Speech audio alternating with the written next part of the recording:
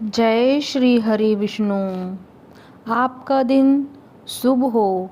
माघ मास महात्म्य अध्याय 5 चैप्टर 5।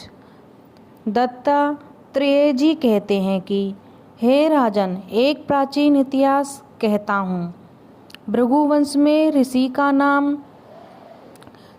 नाम की एक ब्राह्मणी थी जो बाल्यकाल में ही विधवा हो गई थी। वह रेवा नदी के किनारे विंध्याचल पर्वत के नीचे तपस्या करने लगी। वह जितेंद्रिय, सत्यवक्ता, सुशील, दानशीलता, तप करके देह को सुखाने वाली थी। वह अग्नि में आहुति देकर उच्च वृत्ति द्वारा छठे काल में भोजन करती थी। वह कल धारण करती थी और संतोष से अपना जीवन व्यतीत करती थी। उसने रेवा और कपिल नदी के संगम में 60 वर्ष तक माघ स्नान किया। फिर वह 60 वर्ष तक माघ स्नान किया और फिर वहीं पर ही मृत्यु को प्राप्त हो गई। माघ स्नान के फल से वह दिव्य 4000 वर्ष तक विष्णु लोक में वास करके सुंदर और उपसुंदर दैत्यों का नाश करने के लिए ब्रह्मा द्वारा तिलोत्तमा नाम की अप्सरा के रूप में ब्रह्मलोक में उत्पन्न हुई। वह अत्यंत रूपवती गान विद्या में अति प्रवीण तथा मुकुट कुंडल से सौभाग्यवान थी। उसका रूप, यौवन और सौंदर्य देखकर ब्रह्मा भी चकित हो गए। तिलोत्तमा रेवा नदी के पवित्र जल में स्नान करके वन में बैठी थी।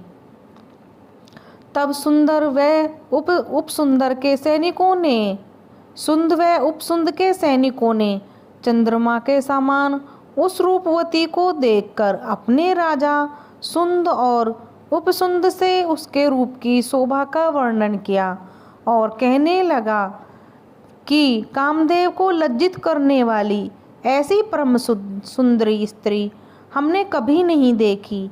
आप भी चलकर देखें। तब वह दोनों मदिरा के पात्र रखकर वहाँ पर आए। जब वहाँ पर वह सुंदरी बैठी हुई थी और मदिरा के पान विहल होकर काम क्रीड़ा से पीड़ित हुए और दोनों ही आपस में उस स्त्री रत्न को प्राप्त करने के लिए विवाद करने लगे। विवाद करते हुए फिर आपस में युद्ध करते हुए वहीं समाप्त हो गए।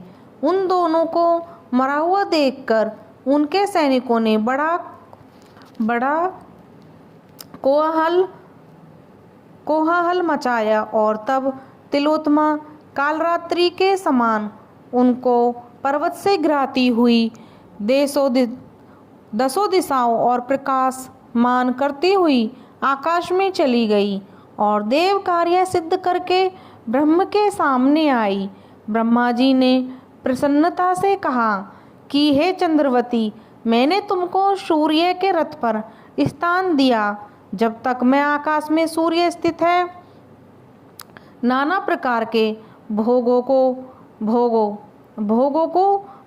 सो हे राजन। सूर्य की स्थित नाना प्रकार के भोगों को भोग से हे राजन, वे ब्राह्मणी अब भी सूर्य के रथ पर माघ मास स्नान करके उत्तम भोगों को भोग रही है। इसलिए श्रद्धावान पुरुषों को उत्तम गति पाने के लिए यत्न के साथ माघ मास में विधि पूर्वक स्नान करना चाहिए। जय श्री हरि विष्णु।